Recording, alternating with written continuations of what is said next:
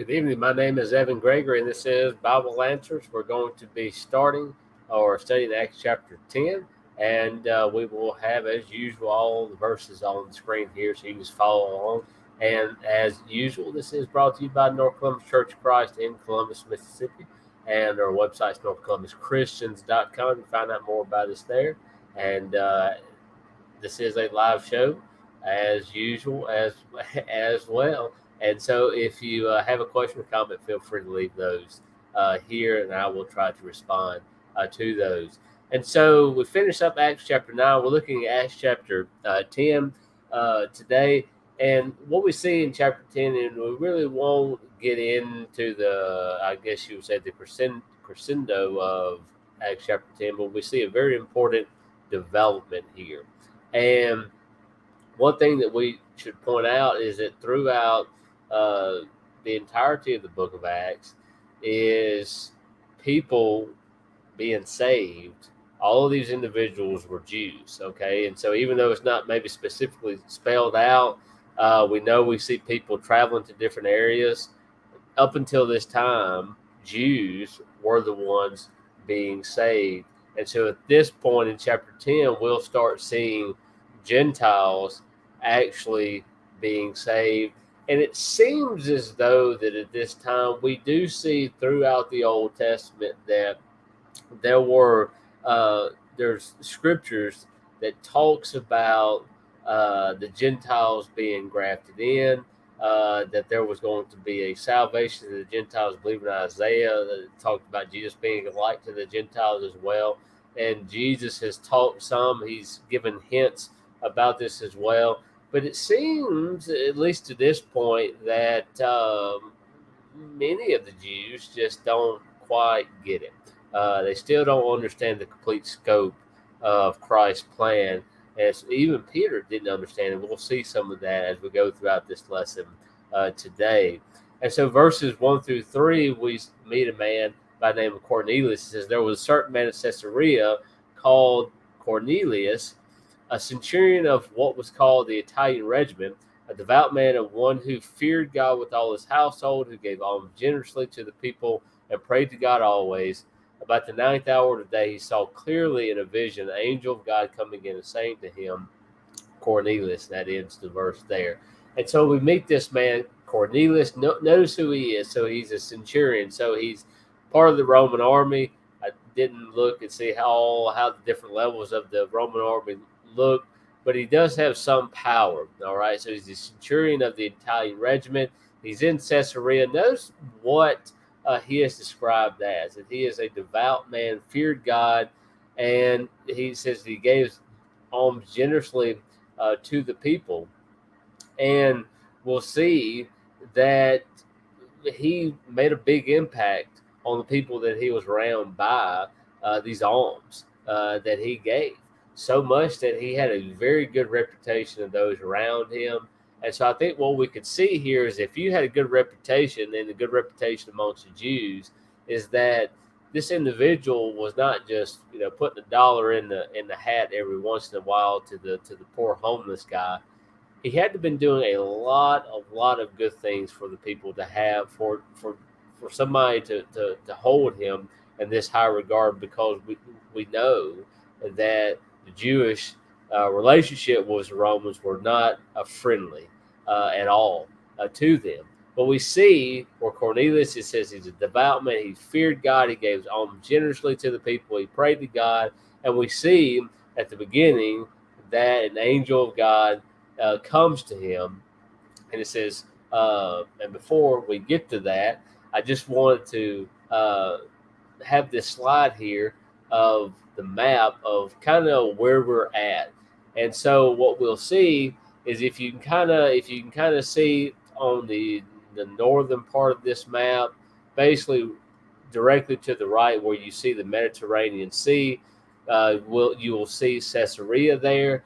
And so you'll see that it's north of Jerusalem in this Samaritan, close to the Galilean region as well.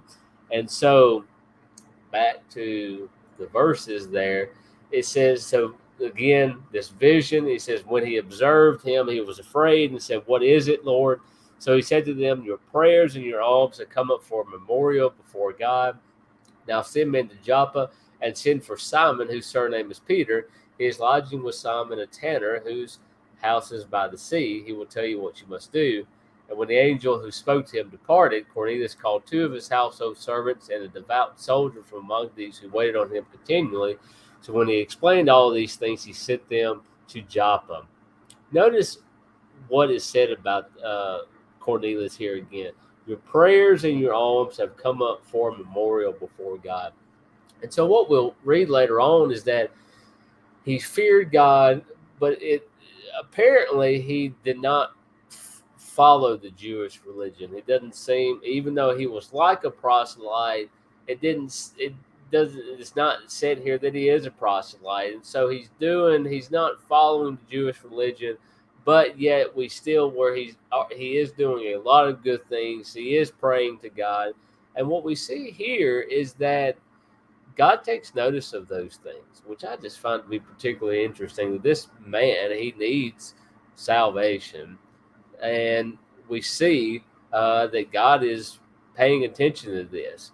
And so what we'll again get into the lesson is that God is going to he's going to lay into motion a plan so that he can receive salvation. And so we see where these alms, the good things that he's done, his prayers, God has paid attention to him, says they come up before God.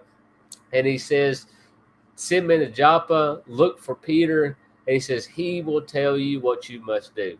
And so that's very important when we get towards the end of chapter 10 and also in chapter 11, that phrase there, that he's going to tell you things that you must do. All right.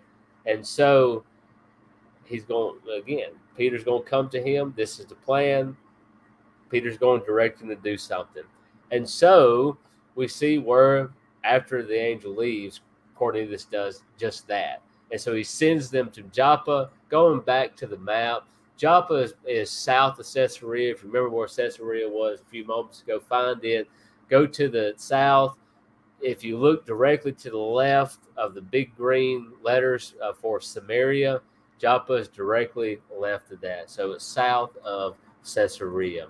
And so he goes to find Peter. And we'll see in verses 9 through 16. Let's change that so we can see all the words here. He says, the next day as they went on their journey and drew near the city, Peter went up to the housetop to pray about the 6th hour, and he became very hungry and wanted to eat. But while they made ready, he fell into a trance and saw heaven open and an object like a great sheet bound at the 4 corners, descending to him and let down to the earth. In it were all kinds of 4-footed animals of the earth, wild beasts, creeping things, and birds of the air. And a voice came to him, rise, Peter, kill and eat. But Peter said, not so, Lord, for I've never eaten anything common or unclean. And a voice spoke to him again, saying, the second time, what God has cleansed, you must not call common. This was done 3 times, and the object was taken up into the heaven again. So we see where Peter goes up to pray.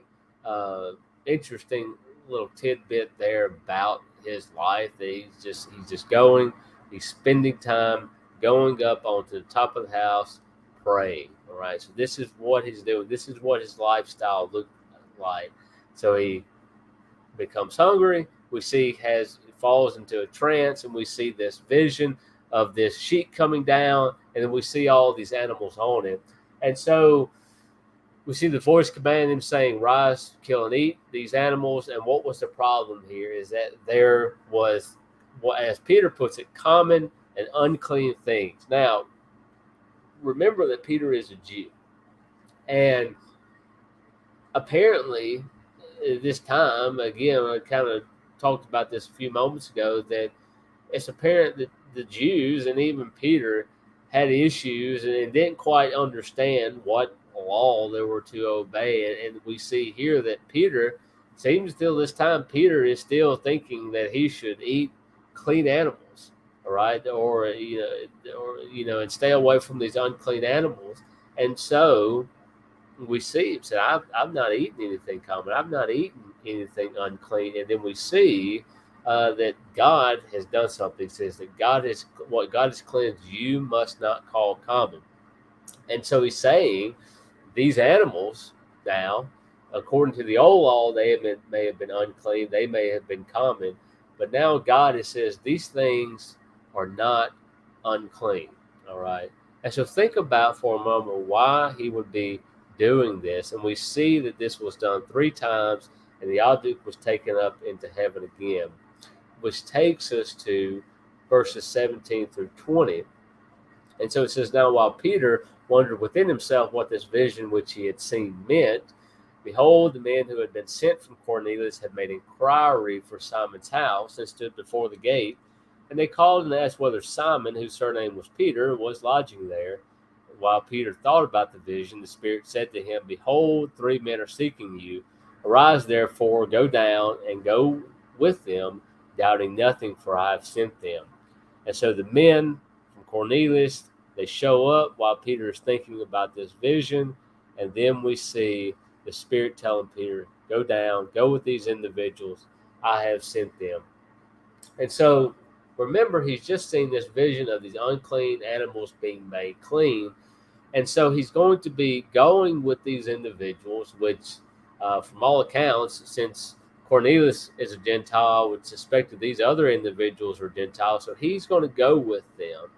And we see that, at least from Peter's perspective, God is sending these Gentiles to go fetch him and is going to go take him somewhere.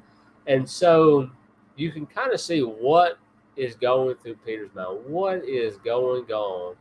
And we see, at least until this time, he's not putting all the pieces together yet. So 21 through 24, it says, then Peter went down to the men who had been sent to him from Cornelius and said, Yes, I am he whom you seek. For what reason have you come? And he said, Cornelius, the centurion, a just man, one who fears God and has a good reputation among all the nations of the Jews, was divinely instructed by a holy angel to summon you to his house and to hear words from you. Then he invited the men and lodged them. On the next day, Peter went away with them, and some brethren from Joppa accompanied him. So we see that Peter, he responds to these individuals, these individuals who had been sent from Cornelius. And we see a description of Cornelius. Again, I've already mentioned this. But again, he's a just man. He's one who fears God. He has a good reputation among all the nation of the Jews. And so,